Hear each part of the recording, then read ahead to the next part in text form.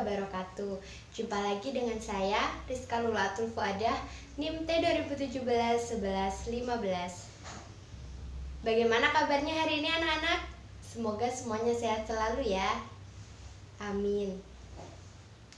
Di musim pandemi seperti saat ini, tidak henti-hentinya Ibu mengingatkan untuk tetap menjaga kesehatan, pola makan dan kebersihan.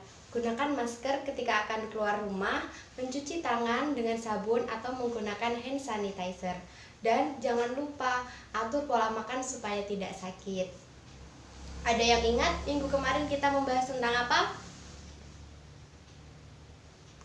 Ya, minggu kemarin kita membahas bab 5, yakni tentang selamat datang Nabi Muhammad SAW kekasihku. Pada kesempatan kali ini kita akan membahas tentang bab 6 ya, yakni dengan ilmu pengetahuan semua menjadi lebih mudah. Sebelum memulai pembelajaran, kita berdoa bersama-sama dulu ya. Bismillahirrahmanirrahim.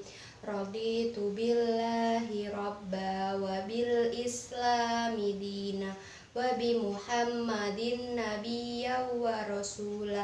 Rabbi zidna ilman nafi'a warzuqna fahma.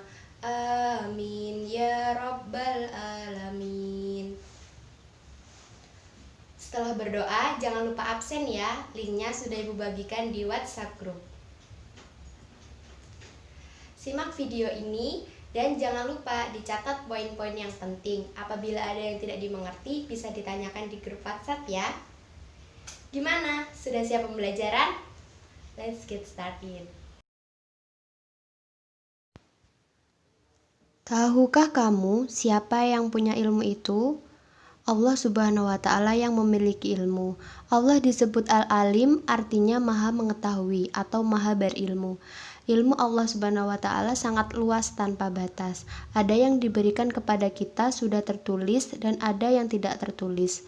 Yang tertulis adalah Kitabullah dan yang tidak tertulis adalah alam semesta serta isinya yang disebut sebagai ayat-ayat kauniyah. Selain belajar tentang alam semesta, kita juga wajib mempelajari ilmu Allah Subhanahu wa Ta'ala yang tertulis, yaitu Al-Quran. Al-Quran dapat dipelajari dengan cara membiasakan membaca tartil, mempelajari artinya, dan memahami kandungannya. A'udzu billahi minasyaitonir rajim. Bismillahirrahmanirrahim. Ya maksyaral jinni wal insi in istata'tum an tanfudhu min aqtaris samawati wal ardi fanfudhu la tanfuduna illa bisultan. Artinya, wahai golongan jin dan golongan manusia, jika kamu sanggup menembus atau melintasi penjuru langit dan bumi, maka tembuslah. Kamu tidak akan mampu menembusnya kecuali dengan kekuatan dari Allah Subhanahu wa Ta'ala. Sekarang kita belajar tentang hukum bacaan al. Menerapkan ilmu tajwid tentang hukum bacaan al-syamsiyah dan al-qamariyah. Berikut ini adalah skema sederhana mengenai hukum bacaan al-syamsiyah dan al-qamariyah.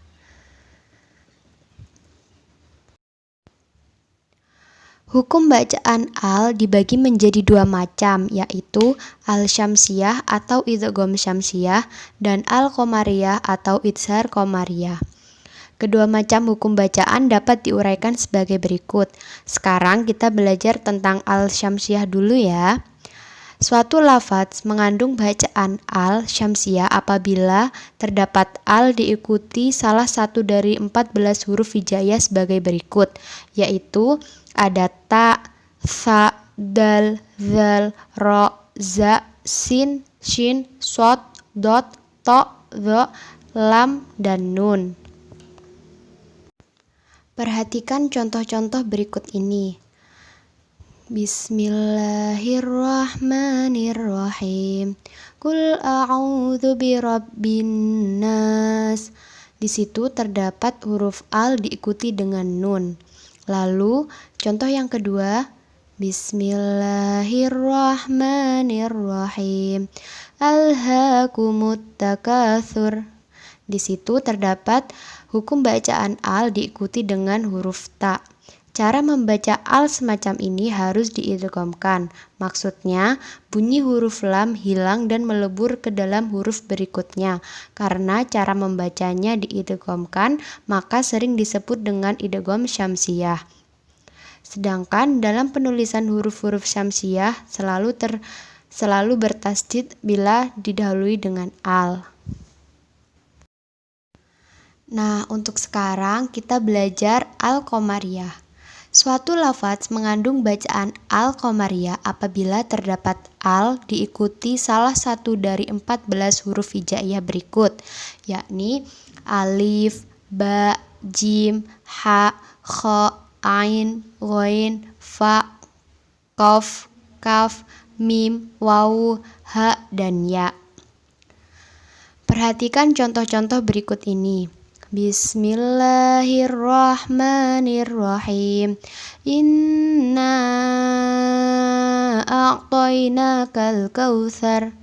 Di situ terdapat al diikuti dengan kaf. Lalu yang kedua, Bismillahirrahmanirrahim. Narullahil muqadah. Di situ terdapat al diikuti dengan mim. Cara membaca al semacam ini dibaca jelas sehingga sering disebut idhar qamariyah. Kandungan isi Quran Surat Ar-Rahman ayat 33 sangat cocok untuk kalian pelajari karena ayat ini menjelaskan pentingnya ilmu pengetahuan bagi kehidupan umat manusia. Dengan ilmu pengetahuan, manusia dapat mengetahui benda-benda langit. Dengan ilmu pengetahuan, manusia dapat menjelajahi angkasa raya. Dengan ilmu pengetahuan, manusia mampu menembus sekat-sekat yang selama ini belum terkuak. Hebat bukan? Manusia diberi potensi oleh Allah Subhanahu wa Ta'ala berupa akal. Akal ini harus terus diasah, diberdayakan dengan cara belajar dan berkarya. Dengan belajar, manusia bisa mendapatkan ilmu dan wawasan yang baru. Nabi Muhammad SAW bersabda, An Anas bin Malik radhiyallahu anhu, anin Nabi SAW, tolabul ilmi faridatun ala kulli muslimin. Yang artinya, dari Anas ibnu Malik radhiyallahu anhu, ia berkata, Rasulullah Shallallahu alaihi wasallam bersabda, menuntut ilmu itu adalah kewajiban bagi setiap orang muslim. Hadis riwayat Ibnu Majah. Terima kasih sudah menyimak videonya dari awal sampai akhir. Semoga kita semua tetap sehat dan disayangi oleh Allah. Baik anak-anak, Ibu cukupkan untuk pembelajaran kali ini. Mari kita mengucap hamdalah bersama-sama. Alhamdulillahi Rabbil Alamin. Kita jumpa lagi minggu depan ya. Wassalamualaikum warahmatullahi wabarakatuh.